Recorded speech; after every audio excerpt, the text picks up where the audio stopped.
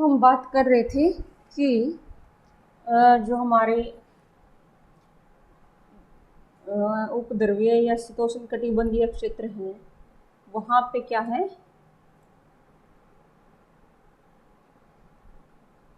उपद्रवीय क्षेत्रों की बात करते हैं जो बिल्कुल ठंडे बर्फीले, बर्फ जमी रहती है परमानेंट।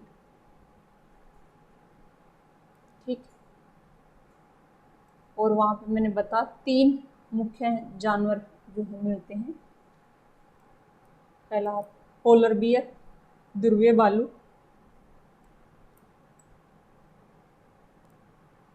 ठीक है,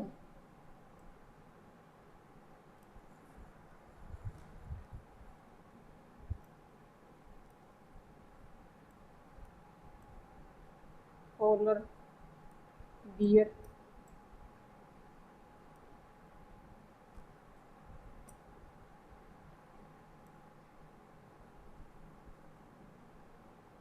दूसरा रेनडियर हो गया, मैंने बताया था।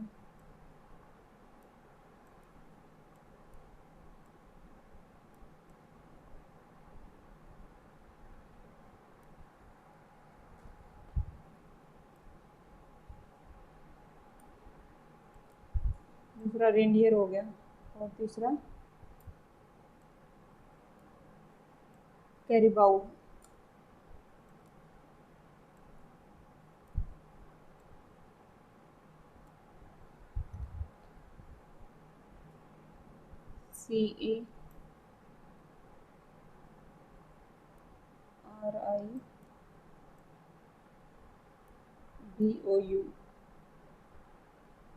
CARIBOU, कैरिबाउ। ठीक है, तो ये यहाँ पे 3 जो ये बिल्कुल जो फ्रोजन एरिया है जो बर्फ से ढके रहते हैं, 3 मुख्य यहाँ पे जो है आपको जीव मिलेंगे। ध्रुवीय भालू, दूसरा हो गया रेनडियर, ठीक है, और कैरिबाउ। ठीक है, अब थोड़ा सा देखते हैं। पोलर बियर ये जो होगा सफ़ेद रंग का होगा क्योंकि परमानेंटली बर्फ जमी रहती है और बर्फ क्या करती है का सफ़ेद रंग होता है जो जितनी भी एनर्जी आती है उसको रिफ्लेक्ट कर देती है।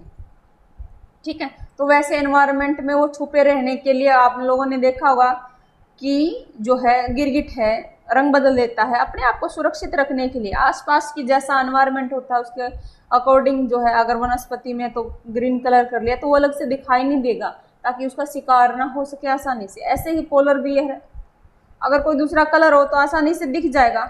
ठीक है, तो उसका शिकार भी आसानी से हो सकता है। जैसे पोलर बियर है तो उन्होंने अपना अनुकूलन कर रखा है वहाँ के एनवायरनमेंट के साथ। जैसा है बर्फ का रंग होता है वाइट, तो इनका भी रंग भी यहाँ पे वाइट है और इस वजह से इनका ये आसानी से उतना आसानी से दिखाई नहीं देते, पता नहीं चलता। और जैसे हिमालयाज में भी वाइट टाइगर मिलते हैं अपने यहाँ पे भी। ठीक है, तो ये अनुकूलन होता है जीवों का। दूसरा आ गया तो पोलर बियर है, और दूसरा जो सबसे मुख्य कह सकते हैं कि जो सबसे ज़्यादा कह सकते हैं कि उपयोग किया जाने वाला जो है रेनडियर है। ठीक है, तो रेनडियर का क्या, ये शिकार भी करते हैं और ये एक तरह से फिर उनका पालन भी बाद में होता है ना, कि कुछ जंतु ऐसे हैं जिनको पाला जा सकता, अब शेर को नहीं पाला जा सकता। ठीक है, तो सभी जंतु जो हैं एक जैसे नहीं होते।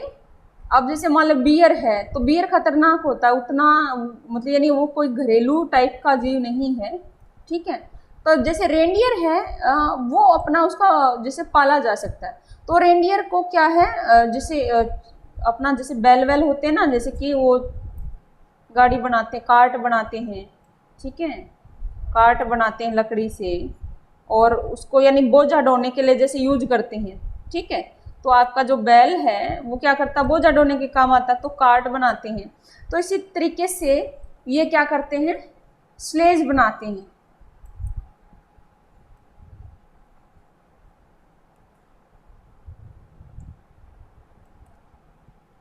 स्लेज इनकी जो गाड़ी होती है ना, ये बर्फ के ऊपर जो, अब उसके पहिए तो लगाने की जरूरत होती नहीं है।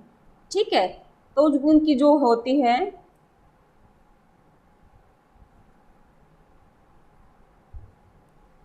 तो जिसको स्लेज के नाम से वो जानते हैं, तो स्लेज उनकी एक तरह से अपने आप जैसे छकड़ा कह लो या बुगी कह लो या इस तरीके का जो लकड़ी से बनाई हुई वो होती है, ठीक है। तो वहाँ पे स्लेज होती हैं, तो वो बनाते हैं और वो फिसला के उसको लेके जाते हैं। तो पहिए तो लगाने की जरूरत नहीं, तो रेंडियर उनको खींचते हैं। तो रेंडियर हैं उनका, ये हम यानी कि हम कह सकते हैं वहाँ पे पशुपालन, यानी उनको एक तरह से वो भी करके रखते हैं, और ज़रूरत पड़े तो वो उसका शिकार भी करते हैं, ठीक है। तो रेंडियर हो गए।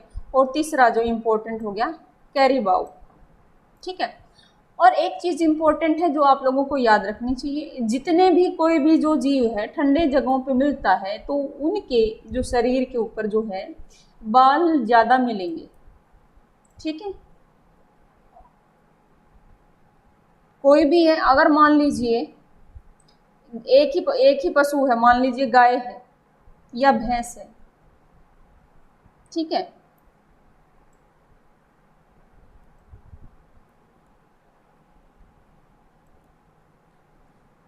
तो गाय मान लीजिए कि ये बिल्कुल उष्णकटिबंध में, ये लाइन होगी मान लीजिए 0 डिग्री वाली लाइन, यहाँ पे भी मान लीजिए गाय मिलती है, एक गाय यहाँ मिलती है, और एक गाय क्या है शीतोष्ण कटिबंध में, यहाँ पे यूरोपियन कंट्रीज में भी मिलती है मान लो, ठीक है। एक गाय यहाँ पे मिल रही है, ये जो इसमें क्या है बोलते हैं, वो था अपना सवाना का क्षेत्र, ठीक है, और एक यहाँ पे मिल रही है। तो काफी सारा जो है अक्षांशों का इसमें डिफरेंस हो गया, ठीक है। यानी ये गर्म तापमान है और ये ठंडा है, ठीक है। तो प्रजाति तो एक ही है, मतलब है तो गाय ही, लेकिन उसमें भी बहुत सारे वेरिएशन हो जाते हैं। तो उनका जो खाने की क्षमता है, या उनका मले दूध जो है उसकी क्वालिटी है, और बहुत सारी चीज़ों में जो है अंतर आ जाता है। ये चीज़ें छोटी छोटी हैं पर ध्यान देने की है, ठीक है। अभी जो सुन रहे हो ये नहीं है कि ये तो काम की ही नहीं है, ये इसमें लिखी नहीं हुई है, लेकिन ये समझने के लिए बहुत ज़रूरी चीज़ें, ठीक है। तो उससे आपको लॉजिक समझ में आएगा। तो अब यहाँ पे ये जो शीतोष्ण कटिबंध ठंडे क्षेत्रों में है, तो ठंड से बचने के लिए क्या होता है, अब हम मनुष्य के पास तो क्या है, दिमाग है, और दूसरी चीज़ें वो है अपने लिए जो है इन्वेंट कर लेता है, ठीक है। तो आपने तो कपड़े बना लिए, लेकिन वो थोड़ी ना कुछ भी अलग करते हैं, तो उनका शरीर ही उस एनवायरनमेंट के अकॉर्डिंग अपना जो है ढाल लेता है। तो उन्होंने क्या किया, तो उन्होंने जो है उनके शरीर पे जो बाल हैं वो लंबे होते हैं, जो उनके शरीर को ढक के रखते हैं, जिससे कि वो बाहर की जो ठंडी जलवायु है उससे वो बचा के रखते हैं, ठीक है। तो इसलिए जो ठंडे प्रदेशों के जो जीव होंगे वो क्या होंगे, लंबे जो है उनके बाल होंगे, ठीक है। और ये लंबे जो बाल होते हैं, लंबे और चिकने जो बाल होते हैं, इनको फर बोलते हैं, फर। आप लोगों ने, आप जो स्वेटर जर्सी जो खरीदते हो या जैकेट खरीदते हो, उसके अंदर जो हिस्सा लगा होता है, अंदर होता है, जो आपने देखा होगा वो धागों की तरह का जो है, बालों की तरह का या धागों की तरह का, ठीक है, उसको क्या बोलते हैं, फर होता है, ठीक है। हाँ, कोई भी आप चीज़ खरीदते हो कि फर की बनी हुई है, तो ये जो फर होता है, जिसको हिंदी में समूर भी बोलते हैं, ठीक है। तो ये फर या जो समूर होता है, तो यानी ये बहुत गर्म होता है। जितने ज़्यादा ठंडे प्रदेश, एक तो थोड़े ठंड क्यों, कोई जो जीव है मान ले गाय, जैसे ये था रेंडियर है, या कोई एक, तो मान ले यहाँ की जो है दूसरे हैं, और जितने ज़्यादा ठंड में रहने वाले जीव, उनके अगर आप बाल उतार के उनका प्रयोग करते हो अपने अपने जैसे कपड़ों की मैन्युफैक्चरिंग में, उतने ही ज़्यादा गर्म हो, ठीक है।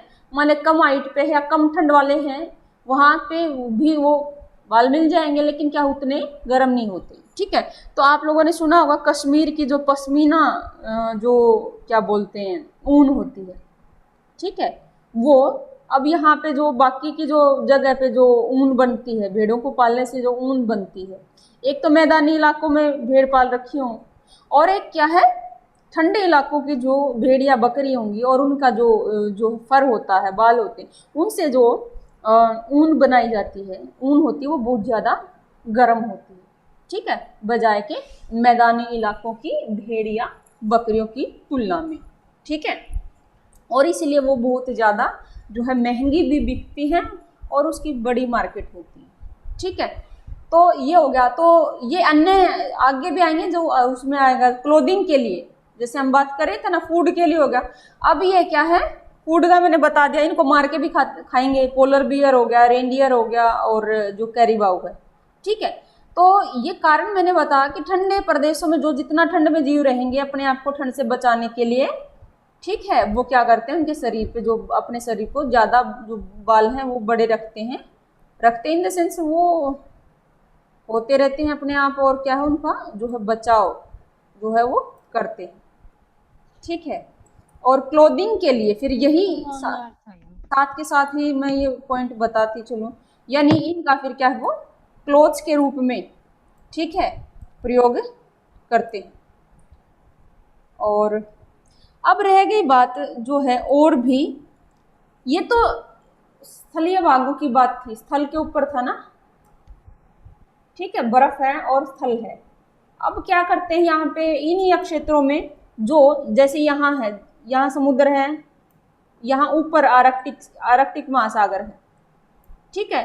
तो कोई जो जनजातियां, मान ले यहाँ पे कोई जनजाति है, यहाँ पे कोई जनजाति है, तो वो क्या करते हैं, उनके पास दो ऑप्शन है, ठीक है। स्थल के ऊपर जो कुछ मिलता है वो भी प्रयोग कर सकते हैं, स्थल के जो जीव हैं, मान लीजिए रेनडियर है, और इनका भी प्रयोग कर सकते हैं। और जो समुद्र है ना, समुद्र, तो समुद्र हंटिंग में, जैसे दोनों ही चीजें, हंटिंग में जो मछली पालन है वो भी शामिल है।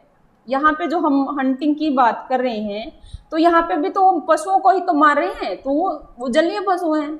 तो हमने जो अपनी डेफिनेशन की थी, तो दो तरह के इकोसिस्टम में, एक टेरेस्ट्रियल जो धरातल के ऊपर मिलता है, और दूसरा जो एक्वाटिक जो जल में मिलता है।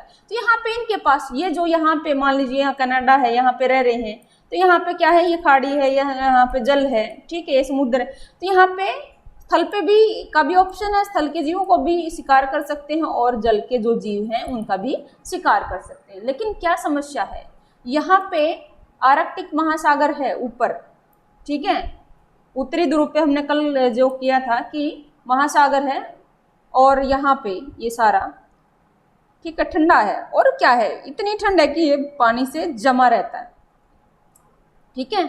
यहाँ पे ये जमा हुआ है, जितना ज्यादा ध्रुव के नजदीक जाओगे और उतना ही ज्यादा वो, यानी स्थल की तरह ही दिखेगा, जो पानी जमा ही हुआ है, वहां कभी मतलब वो होती ही नहीं ठंड, क्या बोलते हैं, गर्मी होती ही नहीं, तो वो परमानेंटली एक तरह से जमा ही रहेगा। लेकिन है नीचे जल, धरातल नहीं है, धरती नहीं, स्थल भाग नहीं है जल, लेकिन ठंडा होने की वजह से क्या बर्फ परमानेंटली जमी रहेगी, ठीक है। तो ऐसी स्थिति में क्या होता है, ये जो बर्फ जमती है, ऊपर के हिस्से की बर्फ जम जाती है, और नीचे का हिस्सा उतना, जो महासागरों को भी के बारे में भी आपने पढ़ा होगा, अपने जो फिजिकल ज्योग्राफी करके आए हो, तो महासागरों का ऊपर वाला जल ही या तो ज्यादा गर्म होगा या ठंडा होगा, नीचे वाला जो जितना जो महासागरों की जो तली होती है उसका जो जल होता है, उसके जल में कोई जो तापमान उसमें ज्यादा डिफरेंस नहीं होता, तो यानी नीचे ठीक होता है, और ऊपर क्या है, ठंड के क्षेत्रों में ज्यादा ठंडा होगा, और जहाँ पे गर्म है, यहाँ पे गर्म वाले क्षेत्रों में ऊपर का पानी ज्यादा गर्म होगा। यहाँ पे ठंडे अक्षांशों में है, तो यहाँ पे क्या होगा, ऊपर का जम गया है, और नीचे जो है जल लिक्विड फॉर्म में रहता है। तो नीचे वहाँ पे मछलियाँ रहती हैं, मछलियाँ भी इस क्षेत्र में रहने वाली जो मछलियाँ हैं वो काफ़ी बड़ी बड़ी हैं। तो ये लोग क्या है, इन क्षेत्रों में रहने वाली ये जो जनजातियाँ हैं, इनका जो इन समुद्र में, इस ठंडे जो है समुद्रों में जो बर्फ के नीचे से भी क्या है वो शिकार करते हैं। कभी डिस्कवरी पे जाके आप लोगों के पास समय हो तो डिस्कवरी वगैरह पे देखना जो है कि ये शिकार कैसे करते हैं मछलियों का, जिसमें भी बर्फ जमी हुई है, ऊपर से बर्फ जमी हुई है, और नीचे बर्फ के नीचे से ये कैसे शिकार करते हैं, और वो भी सिंपल, कोई इनके पास मशीन नहीं हो, तो पुराने जैसे आदिम हैं उनकी तरह ही शिकार करते हैं, यानी उनके छोटे मोटे ही टूल है, कोई बड़ी उनके पास कुछ भी नहीं है। तो मैं मछलियों के अपना नाम बता देते हैं। वेल मछली, जो कुछ मुख्य जो मछली बड़ी मछलियां हैं, ठीक है, वेल ये एच है, ठीक है। व्हेल मछली WHALE, व्हेल होगी, ठीक है। सील SEAL, ठीक है।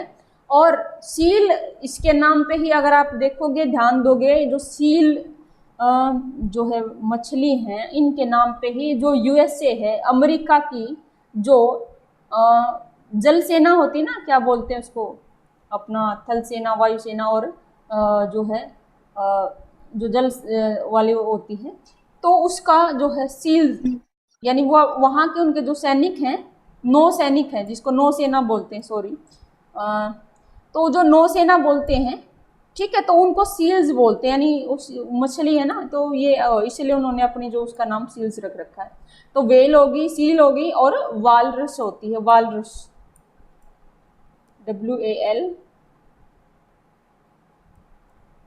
WALRUS, वालरूस होती। ये तीन मुख्य तरह की जो मछलियां हैं ज़्यादातर, क्योंकि छोटी मछलियां इतने ठंडे, यानी सभी मछलियां ठंडे जल में रहने की जो है क्षमता नहीं रखती, और कुछ मछलियां तो है जल के ऊपर रहती हैं, और कुछ मछलियां बीच में रहती हैं, बीच में यानी भी ठीक है, कुछ मछलियां ऐसी होंगी सिर्फ 100-200 मीटर की गहराई पे रहेंगी, उससे ज़्यादा नीचे नहीं रहती वो, ठीक है, कुछ। और जो सबसे ज़्यादा बड़ी मछलियां हैं वो बिल्कुल तली में, यानी 1000 मीटर है, यानी 1 किलोमीटर है, 2 किलोमीटर है नीचे, यानी गहरे जल में, जहाँ पे काफ़ी ठंड होती है और काफ़ी अंधेरा होता है, उन जगहों पर रहती हैं, ठीक है। तो छोटी मछलियां हैं, तो छोटी मछलियां हैं जिनको क्या है, प्रकाश भी चाहिए खाने के लिए, क्या है, बहुत सारी मछलियां ऐसी हैं जो छोटे छोटे जीव जंतुओं पे रहते हैं, और जो छोटे जीव जंतु हैं वो नीचे नहीं, ऊपर वाले हिस्से में रह जाते हैं, ठीक है। तो ये जो बड़ी मछलियां हैं ये नीचे वाले हिस्से में, जहाँ पे काफ़ी अंधकार होता है और काफ़ी ठंड होती है, ये ऊपर आते हैं, अपना शिकार करती हैं, भोजन, यानी एक बार में काफ़ी हो गया, और नीचे चली जाती हैं, ठीक है, नीचे और ठंडे स्थानों में जो है ये रहती हैं। ये तो तीन मुख्य जो है हमारी इन क्षेत्रों में जो जिनका शिकार किया जाता है, तो ये तीन मछलियाँ होंगी, ठीक है, क्लियर है। तो इसमें से जो वालरस थी, ये हमारी जो वालरस है मछली है, उसकी स्किन को उतार के, उसकी क्या स्किन जो है ऊपर का हिस्सा उसको उतार के, जो है इग्लू के बारे में, ये जो एस्किमो होते हैं ये लोग, देखो ये यहाँ पे एस्किमो लोग जो रहते हैं यहाँ पे कनाडा में, तो ये एस्किमो लोग इग्लू बनाते हैं, अपना जो है बर्फ़ का घर बनाते हैं। मैंने जैसे पहले ये बना दिया छोटा सा बर्फ़ का घर, बाहर से बर्फ़ है, अंदर से ठंड वो ना लगे उसके लिए क्या करते हैं, अंदर से इसके साथ जो है सील ना कह लो, चिपकाना कह लो, कुछ भी है, तो अंदर से जो है चमड़ा लगा देते हैं। और वो चमड़ा, कौन सा चमड़ा लेके आएंगे अब यहाँ पे, जिन जो पशु मिलेंगे, तो खासकर वालरस का क्योंकि जो वालरस होती है वो पानी में वहाँ पे रहती है, तो उसको काफ़ी चिकना, जो उसकी उनकी जो स्किन होती है वो चिकनी भी होती है, और क्या है, और जो काफ़ी गर्म भी होती है, तो वो खासकर वालरस का जो है स्किन है यहाँ अंदर से लगाई जाती है, ठीक है। तो ये उस वाले हिस्से में नहीं बताऊंगी मैं अभी, चले चला ये मैंने बता दिया, ठीक है। तो उसके अलावा रह गए, अभी हम नेक्स्ट पे चलते हैं, क्लोथिंग के लिए मैंने बता दिया। अब जो तुम्हारे उष्णकटिबंधीय जो घास के मैदान हैं, तो वहाँ पे जो जोन से पशु मिलते हैं, उन्हीं का जो चमड़ा है, यानी एक तो उनके चमड़े को जो है वो प्रयोग करते हैं, इसके लिए वस्त्रों के रूप में जो है प्रयोग करते हैं, ठीक है। और इन जगहों पे जैसे कि हमने ये इनकी बात करी, जो भी हैं क्या उपध्रुवीय क्षेत्र हैं, यहाँ पे ये जैसे मछली है, रेंडियर हैं, तो इनकी जो खाल है उनका प्रयोग क्या है, कपड़ों के रूप में किया जाता है, ठीक है। यहाँ पे इन ठंड से बचने के लिए भी किया जाता है। तो ये क्या हो गया, तो ये क्लोथिंग के रूप में जो है भी उपयोग किया जाता है, हंटिंग के जो प्रोडक्ट होते हैं। और उसके बाद आते हैं हम हाउसेज पे, यानी घर भी बनाने में कैसे हेल्प करते हैं।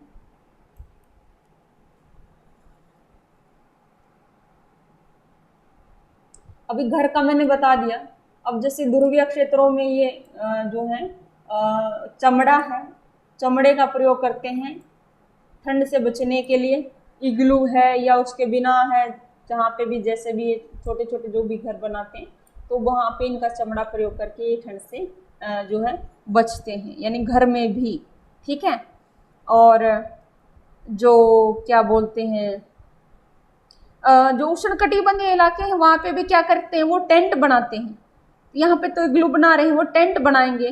तो टेंट के लिए क्या है कि जैसे मान लीजिए लकड़ी ले ली, ठीक है, और लकड़ी के ऊपर क्या है, टेंट के रूप में क्या वो कपड़ा तो होता नहीं है उनके पास, तो टेंट के रूप में क्या है, इन जो पशुओं की जो खाल है इनको ही बांध के ऐसे मतलब टेंट वगैरह ये जो है बनाते थे। ठीक है, तो यानी ये हाउस की जो शेल्टर की जो आवास की जो उनकी आवश्यकता है, तो उसको भी जो है ये हंटिंग के जो प्रोडक्ट हैं, हंटिंग करने के बाद जो भी मिलता है तो वो आवास को बनाने में भी काम आते हैं। ठीक है, अब आगे वेपन्स पे। वेपन्स पे अस्त्र शस्त्र क्या बनाते हैं। अब शुरू में तो आपने देखा होगा जो पाषाण युग था, ये तो पत्थर, यानी जो शुरू में जो औजार होंगे या हथियार होंगे, अस्त्र और शस्त्र दो तरह की जो चीजें हैं। ठीक है, तो औजार या हथियार होंगे तो या तो पत्थर के होंगे या दूसरी जो सख्त चीज, पत्थर सख्त होता है तो उसका प्रयोग किया जा सकता है, कुछ भी मतलब एक तरह से भारी होते हैं किसी चीज को तोड़ने के लिए, लेकिन उनमें उतना पैनापन नहीं होता। तो दूसरी जो चीज़ है, अब ये पशु उन्होंने शिकार कर लिया तो उसके बाद उनकी हड्डियां बच जाती थी, तो वो हड्डी जो है वो काफ़ी क्या होती है, एक तो हल्की होती हैं। पत्थर का हथियार लेके चलो, एक उसकी बजाय तुम जो हड्डी से बने हुए जो हथियार हैं एक तो हल्के होंगे, ठीक है, फिर उनकी फिनिशिंग अच्छी होगी, वो चिकने होते हैं। ठीक है, पत्थर के जो हथियार हैं उस टाइम पे उनके पास इतनी टेक्नोलॉजी नहीं थी कि वो पत्थर के भी जो है चिकने ज़्यादा चिकने हथियार बना सकें, और बनाए तो उसमें मेहनत भी बहुत लगती है। तो जो हड्डी का क्या है कि एक तो क्या है वो हल्की होगी, दूसरी ठीक है चिकनी है तो उसको पकड़ना या उसको प्रयोग करना जो है आसान हो जाता है, तीसरा वो नुकीली भी होती है, यानी उसको नुकीला उतना किया जा सकता है, यानी वो नुकीली भी हो सकती है। ठीक है, तो इसीलिए जो हड्डी है वो काफ़ी अच्छे जो है तरीके से प्रयोग की जा सकती थी हथियारों के रूप में।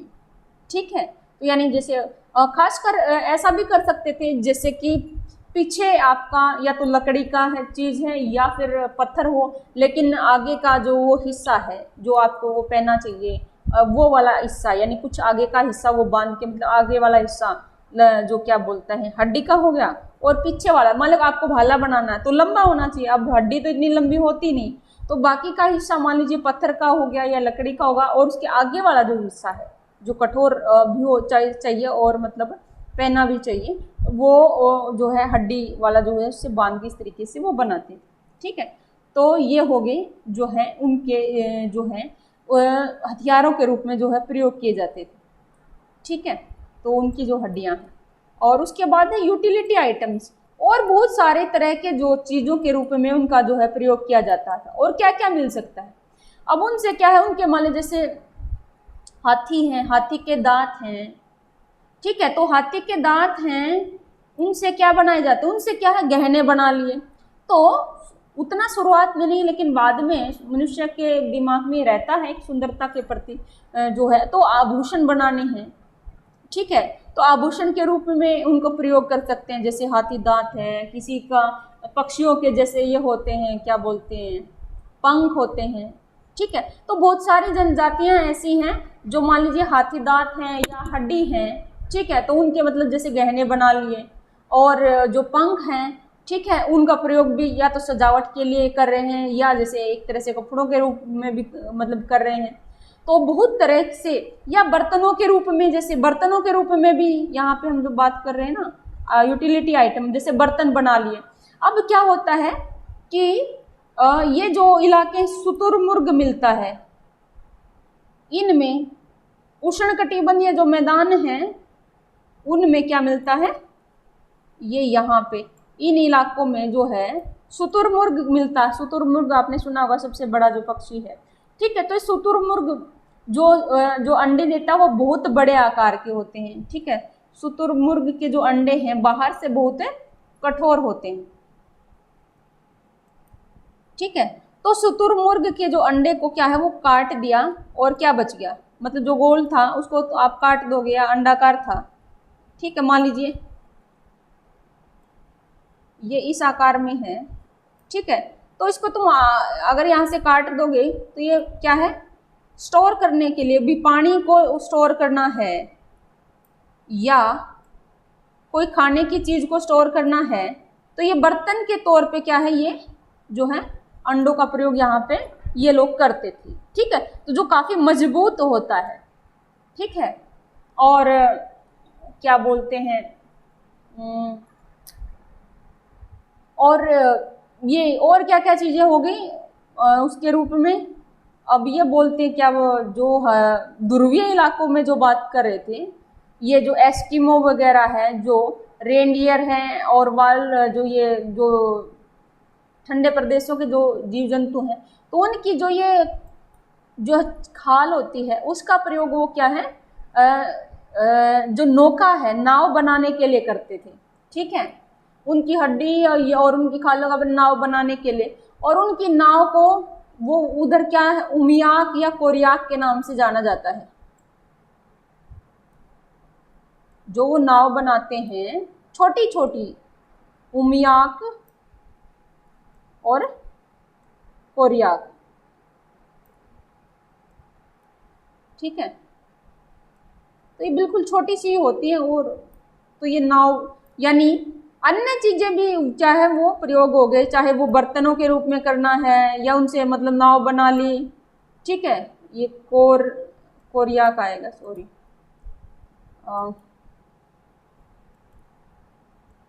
सजावट का सामान बना लिया,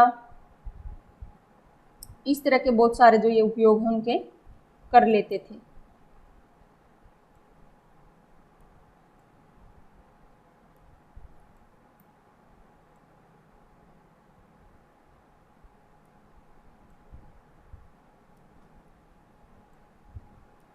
ठीक है,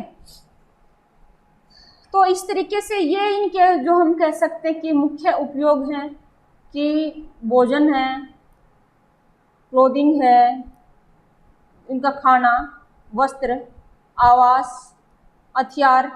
हथियार भी इम्पोर्टेंट हो जाता है क्योंकि जो है हथियारों से ही तो ये शिकार करेंगे, खाना तो हथियारों की वजह से ही आएगा, और जो छोटे मोटी और जो ज़रूरतें हैं, ठीक है, वो भी मान ली बर्तन की है, खाने को स्टोर करना।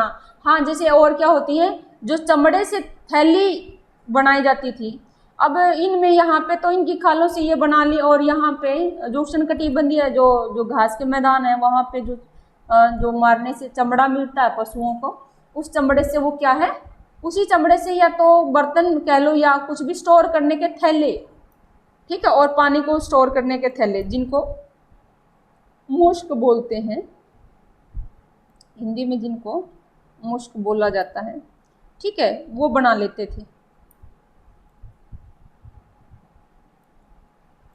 ठीक है, तो इस तरीके से आप लोग जो है हमारा ये इसका ऑक्यूपेशन यानी इस हिसाब से हम देख सकते हैं कि जो हंटिंग है वहाँ पे रहने वाले जो आदिवासी या ट्राइबल पीपल हैं उनके लिए किस तरीके से इम्पोर्टेंट है, और वो उनके किन किन उद्देश्यों की, किन किन कामों को करती है, किन किन आवश्यकताओं की वो पूर्ति करती है। तो यहाँ पे कितने तरह की, सभी तरह की आवश्यकताओं को यहाँ पे पूरा कर रही है, ठीक है, खाने की, वस्त्र की, ठीक है, आवास की, हथियार की, और अन्य जो सामान हैं, जो उपयोगी सामान है उनकी, उन सभी आवश्यकताओं की पूर्ति ये जो हंटिंग है वो करती है। ठीक है, तो अलग अलग जगह पे अलग अलग तरह के जीव हैं, और उन्हीं जीवों के हिसाब से क्या है जो है वस्तुएं या बना ली जाती हैं या उनका प्रयोग मनुष्य कर लेता है। ठीक है,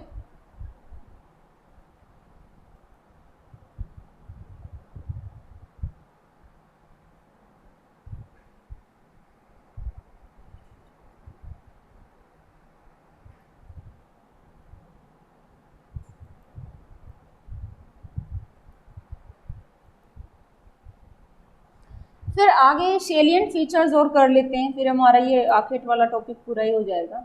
सेलिएंट फीचर्स, मुख्य विशेषताएं गैदरर और हंटर्स की।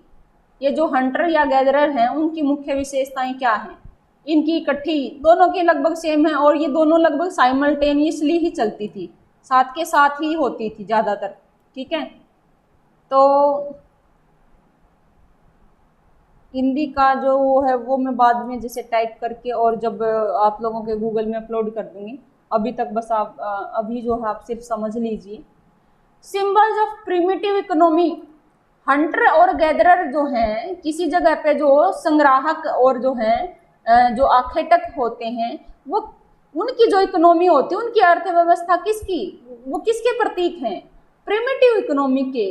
प्रिमिटिव यानी पुरातन, पुराने किस्म की, आदि किस्म की, आदि मानव किस्म की। ठीक है, प्रिमिटिव मतलब आदि।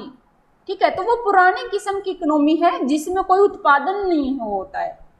ठीक है, तो ये जो हंटर और गैदरर है किसका प्रतीक है। अगर हम कहें किसान, तो किसान तो क्या है, एक जो विकसित जो अर्थव्यवस्था का प्रतीक है, मान लो किसान है। अब जैसे सर्विस सेक्टर जितनी ज़्यादा हो जाएंगे, सर्विस ज़्यादा विकसित हैं, तो वो और भी ज़्यादा जो है एडवांस इकोनॉमी का जो है प्रतीक माने जाएंगे। जिस देश में जितना ज़्यादा जो एडवांस जो सर्विसेज होंगी, तो हम ये मानेंगे कि उनकी अर्थव्यवस्था उतनी ही एडवांस है। तो जिन जगहों पर ये जो है हंटर और गैदरर मिलते हैं, तो वो किसके प्रतीक हैं, उनको देखकर क्या लगता है, उनको देखते ही आपको समझ में जाना चाहिए कि वहाँ की जो अर्थव्यवस्था है वो प्रिमिटिव है, पुरातन किस्म की है। ठीक है, और इसमें कोई प्रोडक्शन नहीं होता है। ठीक है, तो सिर्फ कंजप्शन होता है। इन्होंने कुछ थोड़ी बनाया, इन्होंने कुछ पैदा नहीं किया, कुछ बनाया नहीं है, ये सिर्फ जो मिल रहा है उसी का क्या है प्रयोग करें। तो प्रोडक्शन जो है एब्सेंट होता है, प्रोडक्शन नहीं होता है, वो अनुपस्थित है। ठीक है, प्रोडक्शन। और सिर्फ क्या होता है, तो प्रोडक्शन कुछ नहीं है, कंजप्शन है, ओनली कंजप्शन है, केवल उपयोग करते हैं। ठीक है, तो इसलिए क्या है, ये बिल्कुल ही प्राथमिक किस्म की जो है अर्थव्यवस्था को दिखाते हैं। ठीक है,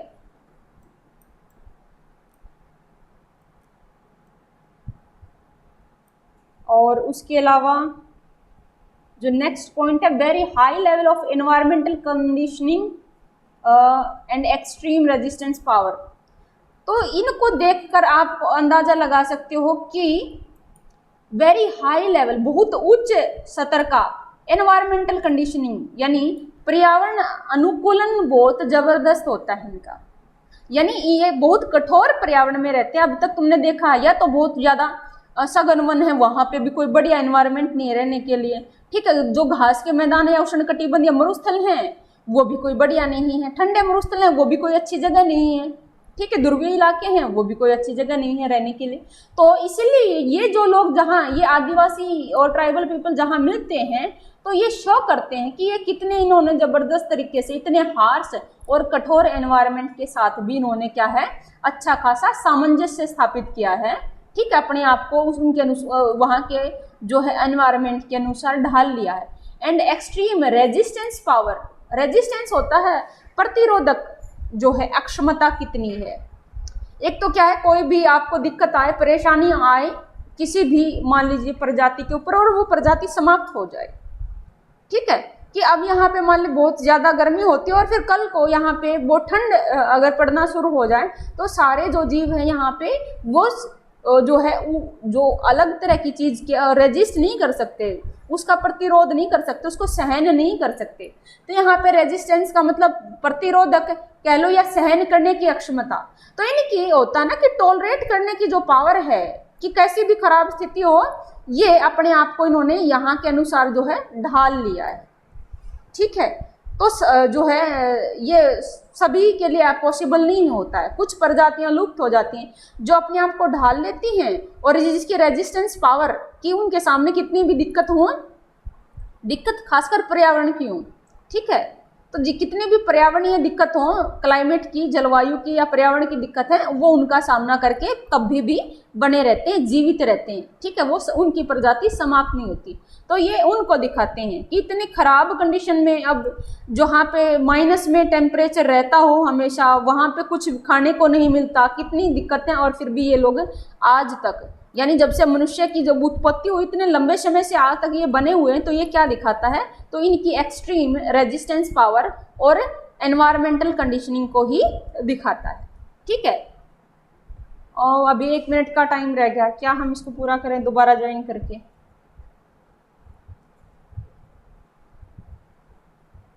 मैम पूरा कर लेते हैं इसको।